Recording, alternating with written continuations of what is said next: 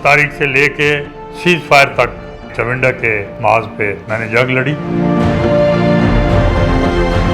दुश्मन सिर्फ 10 गुना ज़्यादा नहीं था बल्कि 50 गुना ज़्यादा था। लोग समझते हैं कि सिर्फ टैंकों को ही वहाँ लड़ाई हुई। चविंडा पर कब्जा करने के लिए उन्होंने हमला किया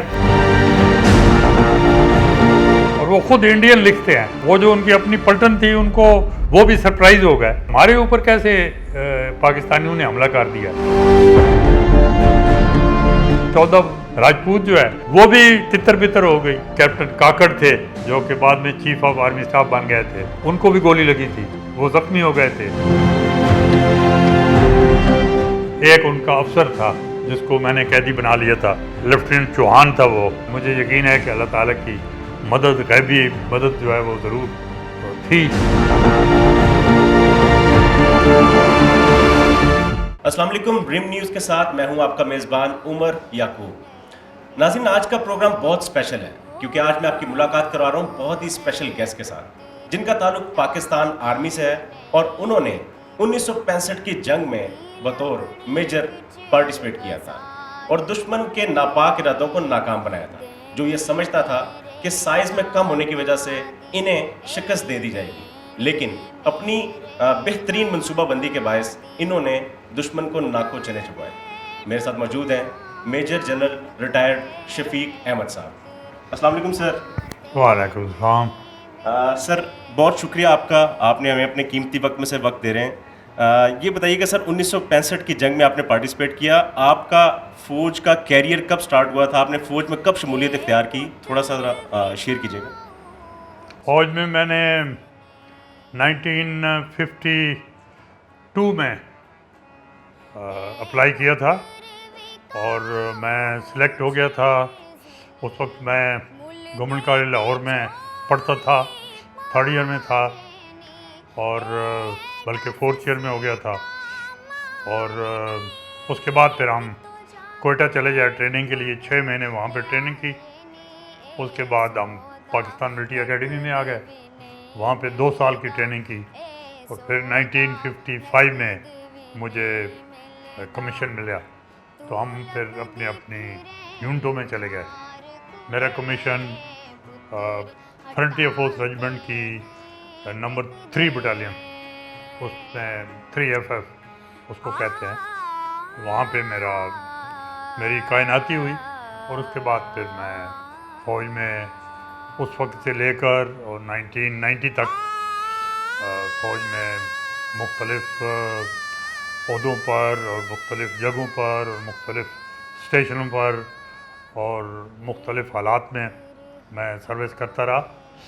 और उसमें 1965 की जंग भी मैंने लड़ी और फिर 1971 की जंग भी लड़ी, बल्कि 1964 में एक छोटी सी जंग हुई थी वो भी लड़ी। और उसके बाद मार्शल लॉ की ड्यूटियाँ भी की और मैं 1980 में मेजर जनरल बन गया था, तो 1980 से लेके 1990 तक मैंने अपनी सर्विस मुख्तलिफ़ जगहों पर की। पहले क्वाड में की, उसके क्वाड के बाद फिर मैं सखर में मैंने की, सखर के बाद मैंने GHQ में कुछ सर्विस की, फिर मैं inspector general frontier core Balochistan Quetta चला गया, वहाँ पे मैंने तकरीबन 4.5 साल वहाँ पे सर्विस की और उसके बाद फिर मैं रिटायर हो गया। अच्छा सर, ये बताइएगा कि 1965 की जंग में, 1965 की वॉर में आपका रैंक क्या था, किस महाज पे आपने पाक फौज के साथ दुश्मन का सामना किया, तो वो ज़रा लम्हात हमारे साथ शेयर कीजिएगा। 1965 वार में मैं कैप्टन था और चविंडा के महाज पे मेरी पलटन 3F है, वहाँ पे तैनात थी। और मैंने कुछ देर बाद, मैं कोयटा में था, कोर्स कर रहा था, स्टाफ कॉलेज का कोर्स, तो वहाँ से हमें जब फारिग किया और हमें उन्होंने अपनी अपनी यूनिटों में भेज दिया, तो मुझे 3F में भेज दिया। और जिस दिन मैं पहुंचा उसी दिन हमने चविंडा के मकाम पर अपना दिफा इख्तियार किया और वहाँ पे मैं 10 तारीख को पहुँच गया था। लड़ाई जो है वो 7 तारीख को शुरू हो गई थी सियालकोट के महाज पर। तो 10 तारीख से लेके और सीज़ फायर तक मैं वहाँ पे चविंडा के महाज पे मैंने जंग लड़ी और अल्लाह के फजल से हमें बहुत कामयाबी मिली। हाँ, वहाँ पे टैंक, क्योंकि 2 आर्मड डिवीज़न थे। इंडिया का भी आर्मड डिवीज़न था जिसमें तकरीबन 200 टैंक हैं, और पाकिस्तान आर्मी का भी बाद में डिवीज़न आ गया था जिसमें फिर 150-200 टैंक थे। तो इसमें शक नहीं कि टैंकों की आपस में बहुत घुमसान की जंग हुई थी, और हमने उनके भी बहुत टैंक मारे, उन्होंने हमारे भी काफ़ी टैंक मारे थे। और लेकिन वहाँ पे जो मेन वहाँ पे लड़ाई हुई है वो टैंकों के अलावा इन्फेंट्री की लड़ाई थी। इन्फेंट्री जिसको हम प्यादा फ़ौज की लड़ाई कहते हैं, वहाँ पे हमारा ब्रिगेड था, मेरा प्यादा फ़ौज का ब्रिगेड था, इन्फेंट्री ब्रिगेड जिसको कहते हैं, 24 इन्फेंट्री ब्रिगेड, जिसको शुरू में ही जब अभी टैंक नहीं आए थे तो 24 इन्फेंट्री ब्रिगेड ने दुश्मन आ गया था, जबकि हमारी वहाँ पे बॉर्डर पे कोई ज़्यादा कुव्वत नहीं थी, तो वो काफ़ी आगे आ गए थे। तो इन्फेंट्री ब्रिगेड ने एडवांस करके और उनको काफ़ी पीछे धकेल दिया। फिर इन्फेंट्री ब्रिगेड वहाँ से हटा दिया गया था और वहाँ पे आर्मर ब्रिगेड आ गया था। लेकिन अगले कोई तकरीबन 10 दिनों में या चंद दिनों में दोबारा इन्फेंट्री ब्रिगेड की वहाँ ज़रूरत पड़ी। तो हमारा ब्रिगेड को हुक्म मिला कि चविंडा के मकाम पर, क्योंकि चविंडा एक सेंट्रल प्लेस थी जहाँ पे सब सड़कें वहाँ पे मिलती थी, और चविंडा पे हमें हुक्म मिला कि चविंडा के मकाम पर हम अपना दिफा ले लें। तो हमारी 3 इन्फेंट्री की पलटें थी, एक 3FF, एक 2 पंजाब और एक 14 बलोच। तो हम 3 पलटें, और हमारे साथ एक टैंकों की रेजिमेंट थी, उसका नंबर था 25 कैवलरी। तो ये 4 यूनिटों ने चविंडा के मकाम पर दिफा लिया, और यहाँ पे आखिरी और सबसे इम्पॉर्टेंट और सबसे घुमसान की लड़ाई चविंडा के मकाम के इर्द गिर्द हुई थी, जिसमें मेरी पलटन ने और 14 बलोच ने वहाँ पे हिस्सा लिया था। और हमने दुश्मन की एक इन्फेंट्री डिवीज़न था, 6 माउंटेड डिवीज़न। तो ये कोई एक गलत तो नहीं, लेकिन एक लोग समझते हैं कि सिर्फ टैंकों को ही वहाँ लड़ाई हुई। एक्चुअली वहाँ पे इन्फेंट्री की सबसे ज़्यादा लड़ाई इन्फेंट्री की हुई। तो 6 माउंटेन डिवीज़न जो है वो इंडिया का इन्फेंट्री डिवीज़न था, और उन्होंने चविंडा पर हमला किया। उनकी 5 पलटनों ने रात को 18 और 19 की रात को चविंडा पर कब्ज़ा करने के लिए उन्होंने हमला किया, और उनकी प्लान ये थी कि हमला करने के बाद जब वो रात को कामयाब हो जाएंगे तो सुबह फिर टैंक आ जाएंगे और टैंक अपनी कार्रवाई शुरू कर देंगे, क्योंकि रात को टैंक जो है वो इतने बाअसर ऑपरेशन नहीं कर सकते, और रात को उनको विजिबिलिटी नहीं होती है तो वो ऑपरेशन नहीं कर सकते। लेकिन इन्फेंट्री वाले रात को भी कर सकते हैं, दिन को भी कर सकते हैं। तो जब चविंडा पर उन्होंने हमला किया तो जिस तरह मैंने बताया है कि अल्लाह के फजल से और अल्लाह की मेहरबानी से 3FF की 2 कंपनियां थीं और 14 बलोच की 2 कंपनियां थीं, और उनके ऊपर हमला हुआ था, और वो पांचों के पांचों हमले जो हैं वो नाकाम हो गए थे, और तो इस वास्ते उनका हमला जो है पसपा हो गया था, और उसके बाद वो टैंक जो है वो आगे वो नहीं आ सके, और उन्होंने आगे कोई कार्रवाई नहीं कर सके। फिर 2-3 दिन गुजरे तो उसके बाद सीज फायर हो गया। ए पुत्र विकाऊ चीज ने मुल दे के चोली पाजने एडा सस्ता माल नहीं कि तो जाके मंग ले आए ने ए सोदा। कंपनी में कितने जवान थे शामिल जिन्होंने ये 17 दिन तक वॉर लड़ी, और आप लोगों ने कितने दुश्मनों का मुकाबला किया और उनको कैदी बनाया या उनको हलाक किया? हाँ, हमारे मैं कंपनी कमांडर था, और कंपनी में वैसे तो 150 आदमी होता है, लेकिन कुछ वजूहात की बिना पर हमारी नफरी जो है वो तकरीबन आधी थी वहाँ पे। तो हमारे पास सिर्फ 70-75 आदमी थे, और इसी तरह हमारे कुछ ओहदेदार थे जिनको हम जूनियर कमीशन अफसर कहते हैं। वो भी एक कंपनी में 4 होते हैं, लेकिन 4 की बजाय मेरे पास सिर्फ एक था, एक सूबेदार अल्लाह देता था। और तो ये हमारे पास कुछ वजूहात की बिना पर हमारी नफरी जो है वो कम थी, और हमारे ऊपर जो हमले हुए थे, मेरी कंपनी के ऊपर 2 हमले हुए थे, एक 20 राजपूत का और एक 5 जम्मू कश्मीर बटालियन का। बटालियन में तकरीबन 1000 आदमी होते हैं, कुछ आगे पीछे कम शम हो जाते हैं तो कम से कम 500-600 आदमी होते हैं जो हमले में शामिल हुए। तो इंडिया की 20 राजपूत पलटन जिन्होंने एक कंपनी पे हमला किया था, तो वो भी हमारे कुछ 60-70 आदमियों ने वो पसपा कर दिया। वो एक गांव है जसोरे के ऊपर उन्होंने हमला किया था, उसमें भी मैंने बजाते खुद उसमें मैंने हिस्सा लिया था। और फिर उनकी 5 जम्मू कश्मीर बटालियन ने मेरी कंपनी पे हमला किया था।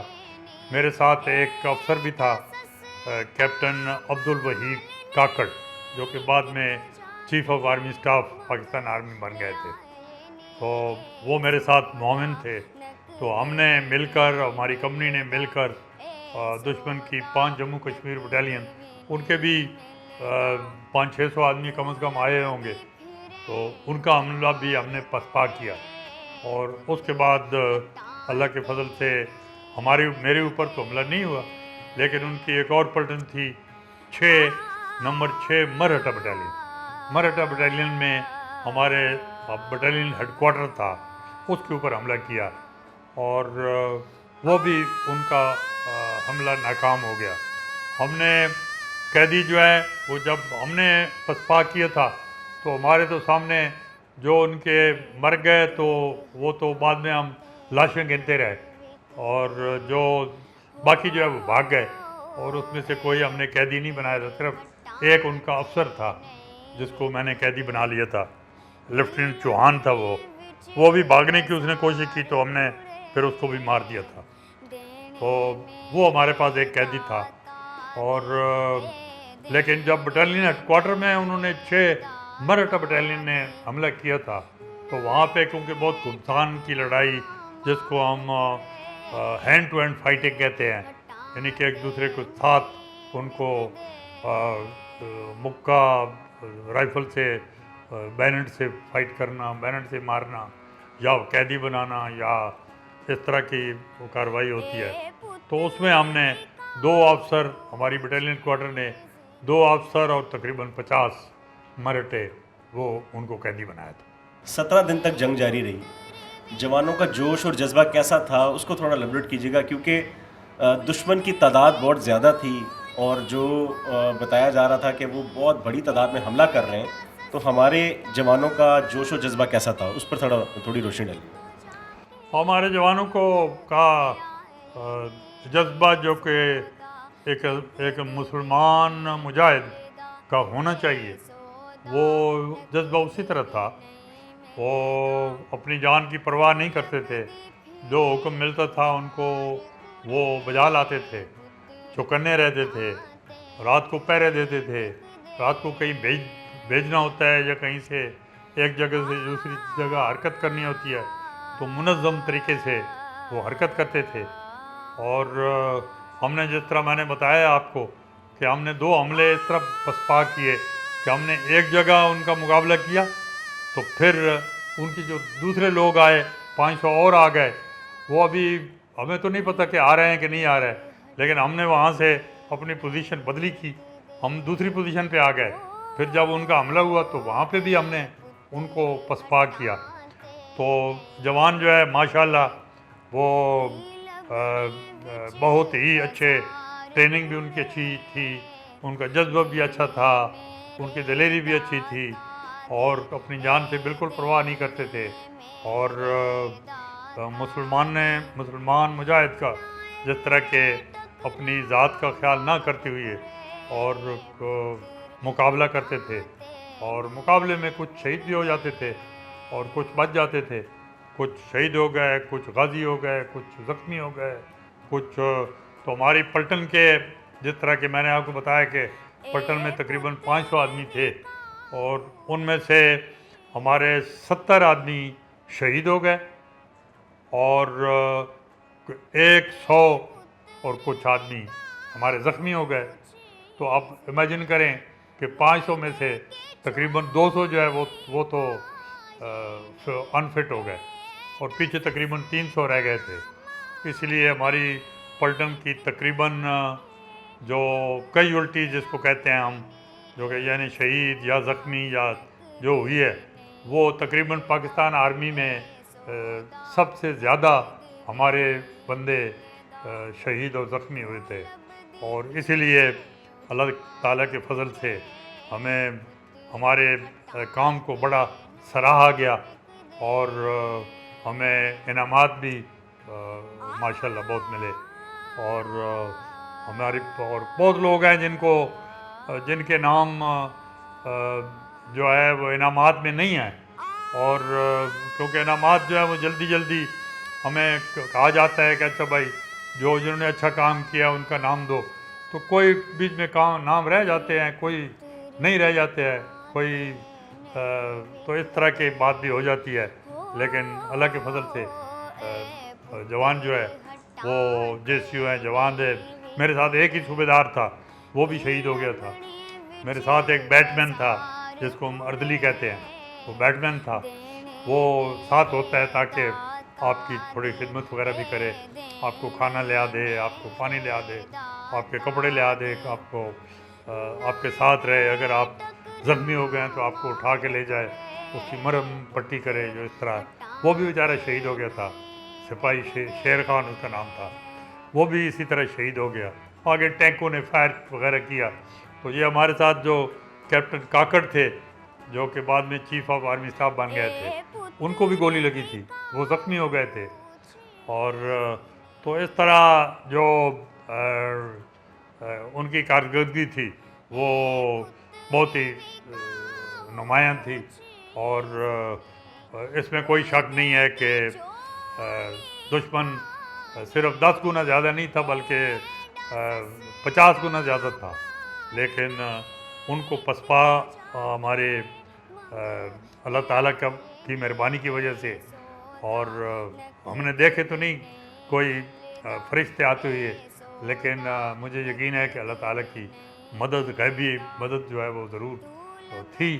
और हमें मौके ऐसे मिले, हमें ऐसे चांसेस मिले, हमें ऐसी हिम्मत हुई कि हमें कामयाबी हुई। आपको एक बड़ा अजीब सा वाक़या सुनाते हैं कि हमारे साथ जो 14 बलोच थी, उनके ऊपर एक पलटन का, उनकी पलटन थी, उसका नंबर था 14 राजपूत। उन्होंने हमला करना था और हमला करना ज़ाहिर है हमारी तरीका होता है, किस तरह आते हैं, किस तरह इकट्ठे होते हैं, किस तरह हमला करते हैं। तो वो आते आते रास्ता ही भूल गए। ये अलग का करना क्या हुआ, फिर रास्ता ही भूल गए। और रास्ता भूल के वो ऐसे उनको चक्कर लगा कि उनकी अपनी जो पलटन थी एक और, वो उन्होंने उनके ऊपर हमला कर। और वो जो उनकी अपनी पलटन थी, उनको वो भी सरप्राइज़ हो गए कि भाई हम तो पीछे कहीं पोजीशन में हैं और हमारे ऊपर कैसे पाकिस्तानियों ने हमला कर दिया, वो भी भाग गए। और इनको भी हुआ कि भाई ये हमारे साथ क्या हुआ है, और ये भी भाग गए। और वो खुद इंडियन लिखते हैं कि जो हमला करने वाले हैं 14 राजपूत जो है वो भी तितर बितर हो गई, और जिनके ऊपर उन्होंने 5 जाट पलटन थी, 5 जाट पर डले, तो 5 जाट वाले भी तितर बितर हो गए। और अगले दिन वो सबको इकट्ठा करते रहे आगे पीछे। तो वो ऐसे मौजज़े हुई है। तो ये मौजज़े जो हैं ये अल्लाह ताला की मेहरबानी की वजह से हुई है।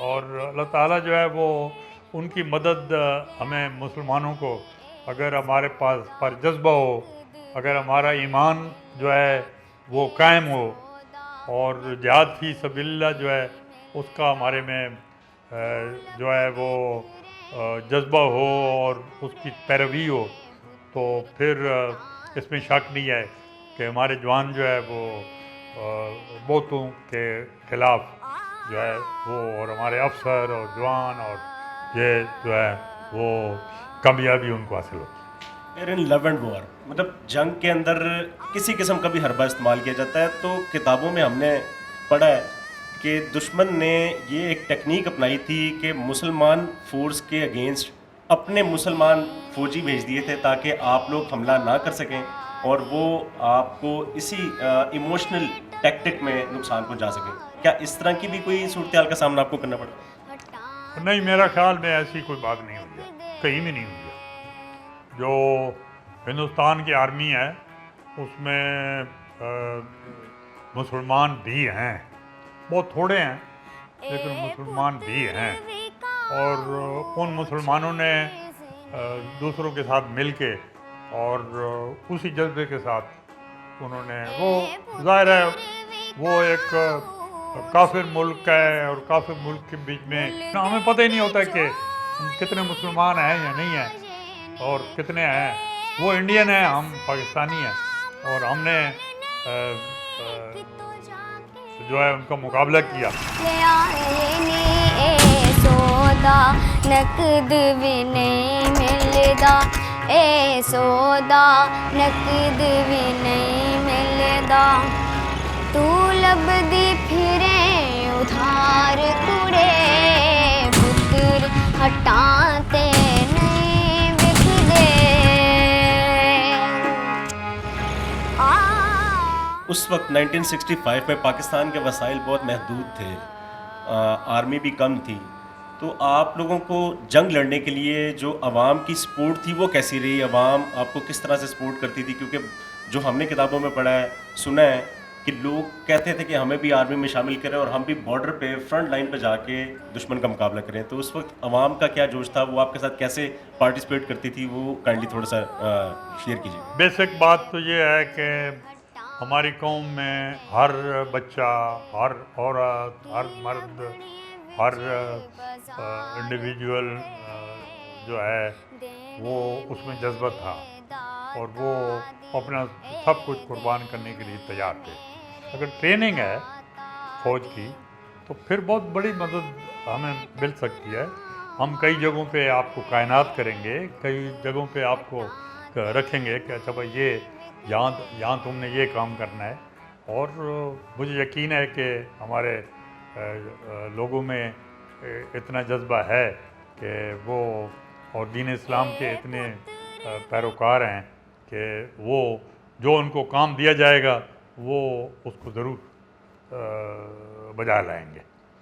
सर, दुश्मन तादाद में बहुत ज़्यादा था, तो जब जंग शुरू हुई तो ऐसा तो लग रहा था उस वक्त, चूँकि तारीख़ में लिखा है कि पाकिस्तान की आर्मी कम थी, उनकी ज़्यादा थी, उन्होंने हमला भी जिस अंदाज़ में किया वो बड़ा ही एग्रेसिव किस्म का था। तो 17 दिन में आपको वो कौन सा पल था जब आपको फील हो गया कि नहीं, अब हम लोग जंग जीत गए, अब दुश्मन हमारा कुछ नहीं बिगाड़ सकता और हम लोग उस पर हावी हो चुके हैं? वो काइंडली शेयर कीजिए। 1965 की जो जंग है वो भी कश्मीर में ही शुरू हुई थी और कश्मीर तक ही महदूद रहनी चाहिए थी, लेकिन हिंदुस्तान ने एक जारहियत की और उन्होंने पाकिस्तान पर हमला कर दिया। तो हम लोग ये नहीं समझ रहे थे कि हमारे ऊपर हमला होगा, तो लाहौर में भी उन्होंने हमला कर दिया और वो बॉर्डर क्रॉस करके काफ़ी आगे आ गए थे। सियालकोट भी उन्होंने हमला किया और वहाँ से भी आगे आ गए। तो ये जब उन्होंने किया तो हम लोग ने पहले दिफा अख्तियार किया, तो दिफाई पोजीशन हमारी थी।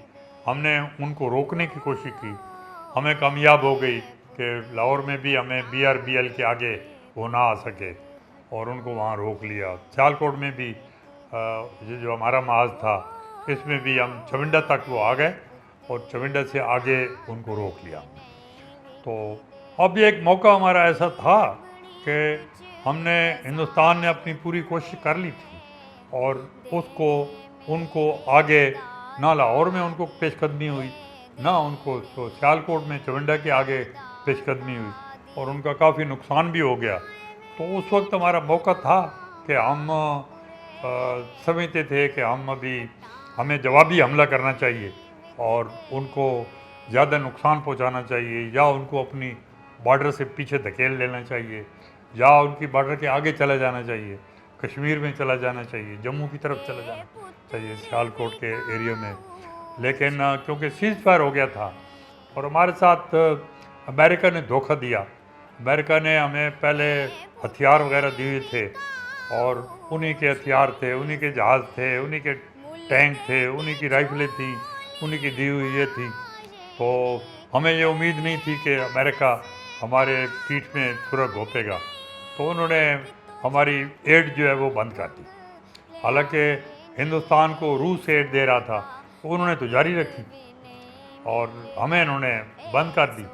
तो जब ये हमें सेटबैक हुए तो फिर हमारे जो माँ ने यही सोचा होगा कि अभी हम बेहतर है कि हम सीज़ फायर कर लें और एक्सेप्ट कर लें और हम मज़ीद जंग ना करें, वरना हमें उस वक्त मौका था कि हम जवाबी कार्रवाई करके हिंदुस्तान को पर फतह हासिल कर सकते थे।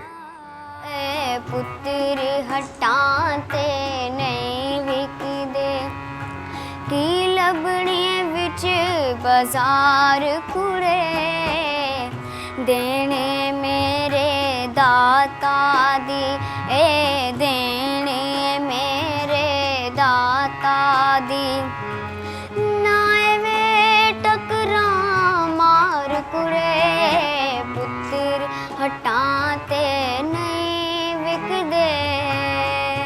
65 की जंग ख़त्म हुई तो उसके बाद आप लोगों का दोबारा भी इंटरेक्शन होता होगा बॉर्डर पे इंडियन आर्मी से, तो उनके जवान जब सामने नज़र आते थे तो आप लोगों को मतलब किस तरह की फीलिंग्स आती थी कि इन लोगों को हमने सबक सिखाया, तो वो क्या जज्बात होते थे? चविंडा के माज पे जहाँ मेरी कंपनी और मेरे साथ एक दूसरी कंपनी थी, कैप्टन रहीम शाह उसके कंपनी कमांडर थे, तो हमने जहाँ पे लड़ाई लड़ी, ये चविंडा के बाहर एक गांव है जाने वाली और एक गांव है जसोरा, तो इस जगहों पे लड़ाई लड़ी थी।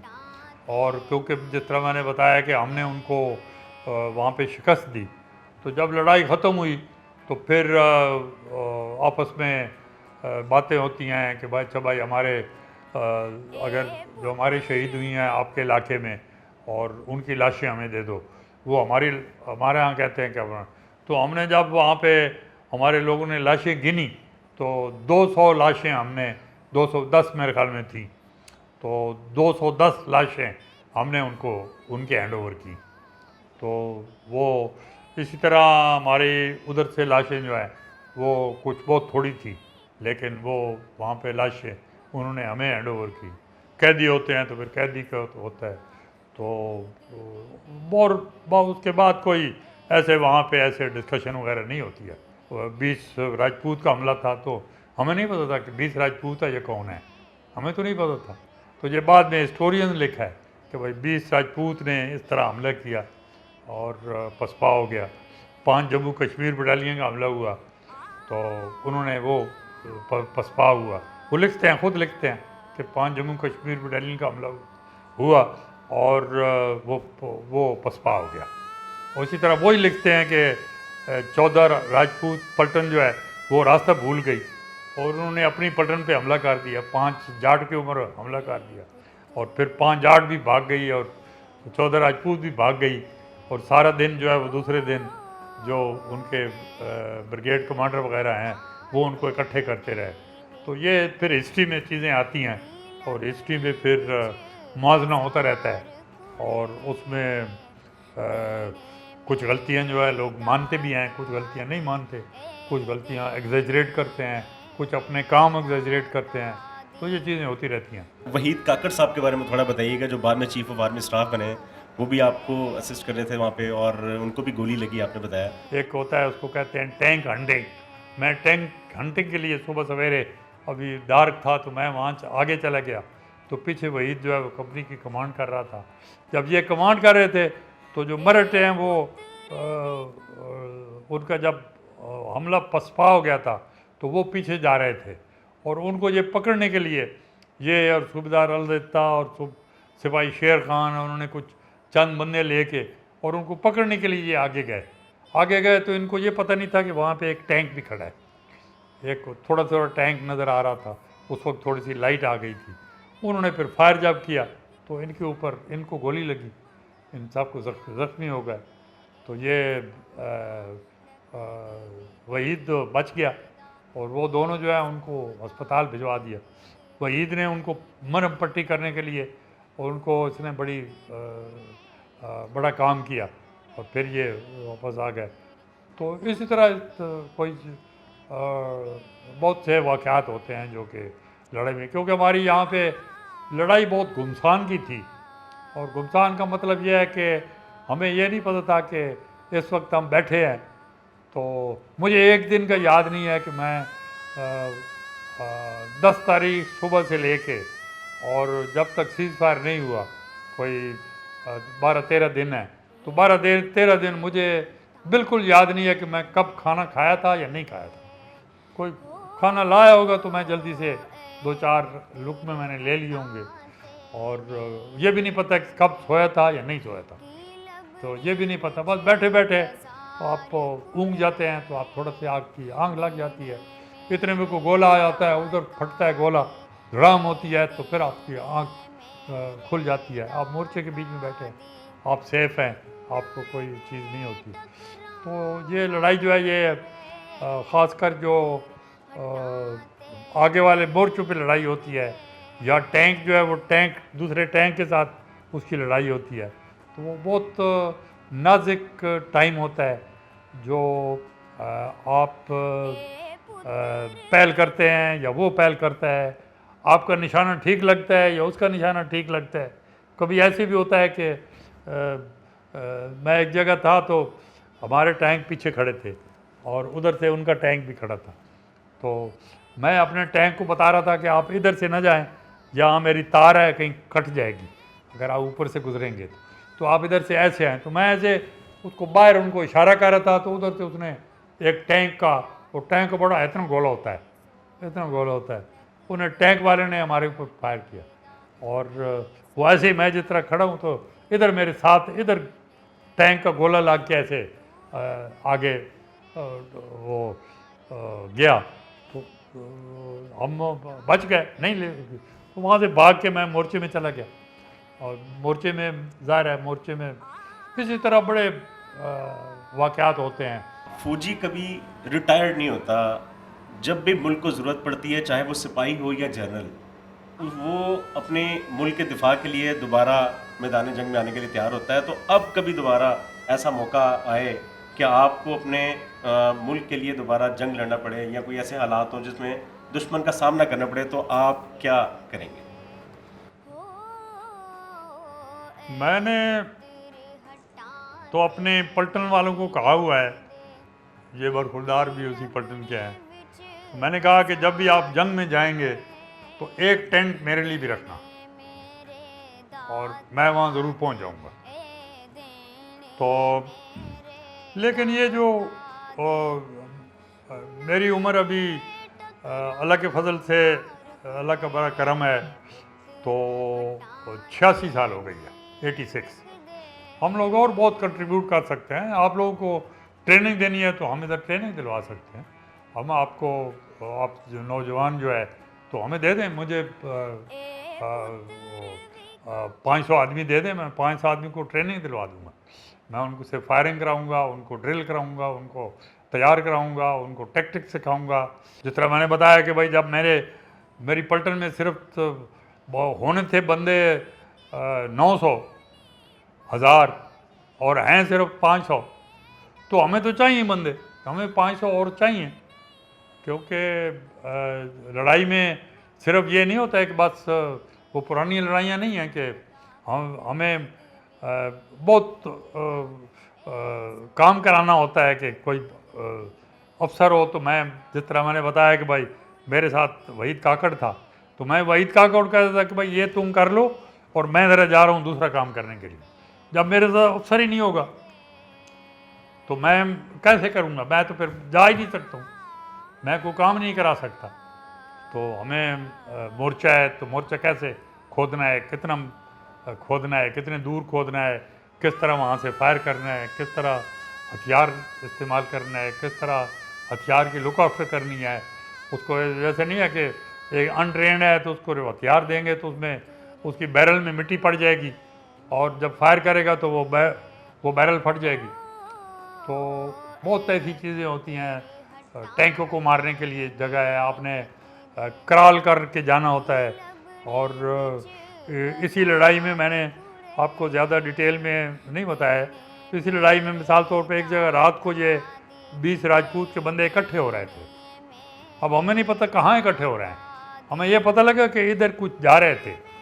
तो उनको पता करने के लिए मैं गया और मैंने बाकायदा कराल करके, और एक गन्ने का फसल था उसके बीच में से आहिस्ता आहिस्ता जाके, और मैं इतना नज़दीक 5 गज के फासले पर पहुंच गया। उनको नहीं पता था कि ये कोई देख रहा है हमें, या रात थी मैं देख तो नहीं सकता था, तो मुझे नज़र तो नहीं आ रहा था, लेकिन उनकी मैं बातें सुनी। बातें सुन के फिर मैं वापस आया। वापस आके मैंने इतला किया, लोगों को तैयार किया, और जब उन्होंने हमला किया तो उनके बंदे बहुत मारे। और तो ये चीज़ें जो हैं ये ट्रेनिंग से होती हैं, और हमें बहुत कमी होती है, इसमें शक नहीं है कि हमारी फ़ौज जो है वो सिर्फ 5-6 लाख है, हिंदुस्तान की फ़ौज जो है वो 15 लाख है। तो हमारे से वो बंदे ज़्यादा हैं। वो जहाँ पे हम 400 या 500 या 1000 बंदे रखते हैं, तो वो वहाँ पे 3000 आके रख देते हैं हमारे सामने। ठीक है, वो हमला करते हैं तो पहले एक से हमला करते हैं, वो नाकाम होता है, फिर दूसरे से भी करते हैं, फिर तीसरे से करते हैं, तो वो कर सकते हैं। तो हमें ट्रेंड मैन पावर की ज़रूरत है। जी नाज़रीन, ये थे major general retired Shafiq Ahmed साहब, जिन्हों की गुफ्तगू आपने सुनी। ईमान को ताज़ा करने वाली, खून को गरमा देने वाली गुफ्तगू थी, और ये किताबी बातें नहीं थी, इनकी ज़िंदगी के ज़ाती एक्सपीरियंस थे जो उन्होंने हमारे साथ शेयर किए हैं। 1965 की जंग में उन्होंने किस बहादुरी के साथ अपने मुल्क का दफा किया। आज अगर हम आज़ादी की फ़िज़ा में सांस ले रहे हैं तो ऐसे बहादुर सपूतों की वजह से ही हैं। और रिम न्यूज़ की तरफ से मैं इन्हें सलाम पेश करता हूँ। उम्मीद करता हूँ आपको आज का प्रोग्राम पसंद आया होगा। मज़ीद ऐसी मालूमाती और दिलचस्प वीडियोज़ देखने के लिए हमारे चैनल रिम न्यूज़ को सब्सक्राइब करें, लाइक करें और शेयर करें। अभी तक के लिए अपने मेज़बान उमर याकूब को इजाज़त दें और देखते रहें रिम न्यूज़। पाकिस्तान जिंदाबाद।